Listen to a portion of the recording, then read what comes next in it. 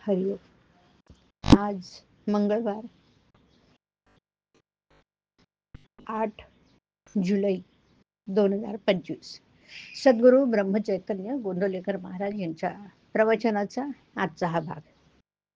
ज्या गोष्टीचं अत्यंत प्रेम आहे तिचं अनुसंधान मनुष्याला आपोआप राहतं.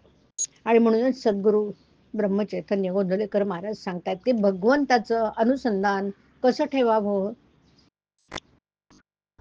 ज्या गोष्टीचं अत्यंत प्रेम आहे तिचं अनुसंधान मनुष्याला आपोआप राहतं. ते इतकं टिकतं की अनुसंधान मला आहे ही जाणीवही राहत नाही.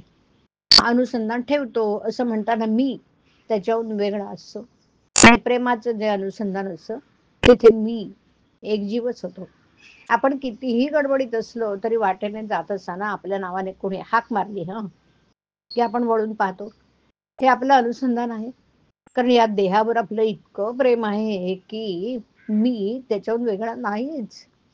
असं देहाचं अनुसंधान कसं ठेवावं हे सांगावं लागत नाही. देहाचा विसर पाडा म्हणून सांगावं लागतं, तसं देहाचं स्मरण ठेवा म्हणून नाही सांगायला लागत. आम्हाला भगवंताचं अनुसंधान ठेवायचंय. हा एक प्रकारचा अभ्यास आहे. भगवंताचं प्रेम वाढलं तर अनुसंधान टिकेल.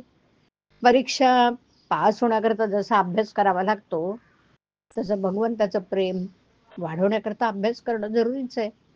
यासाठी जे जे काही मी करीन ते मी भगवंताच्या साक्षीत्वाने करतो आहे ही जाणीव ठेवून करायला पाहिजे. आज आम्हाला नाना तऱ्हेचे उद्योग करावे लागतात. प्रपंच म्हटलं की किती गोष्टी कराव्या लागतात. त्या सगळ्या गोष्टी करीत असताना भगवंताचं स्मरण ठेवून करणं हे आपलं कर्तव्य आहे. सर्कशीमध्ये आपण पाहतो ना, वाघ, सिंह, घोडे, हत्ती, गाय जे प्राणी असतात ते खेळ खेळतात. घोडा कसा सुंदर नाचतो असं आपण म्हणतो, पण त्या घोड्याचे लक्ष प्रेक्षकांकडे नसतं. त्या घोड्याचं, त्या वाघाचं काय, सिंहाचं लक्ष आतमध्ये चाबूक उगारणारा जो मनुष्य असतो त्याच्याकडे असतो ना.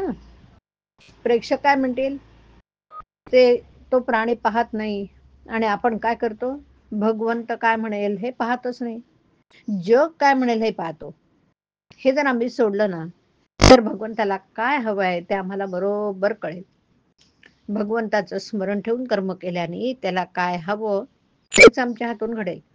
त्याचे संधान न सोडता कर्म करणं हे अनुसंधानाचं लक्षण. हे कशाने होईल? अत्यंत प्रेमाने होईलच.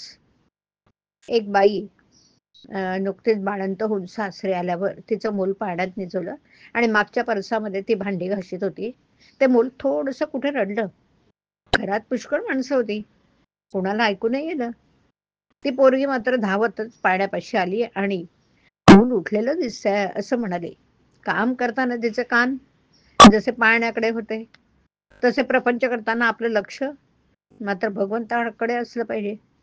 आणि याचंच नाव अनुसंधान. अखंड मुखी राम नाम आत असावे अनुसंधान, देहाने करावे प्रपंचाचे काम. हरिओम. हरिओम तत्सत. हरि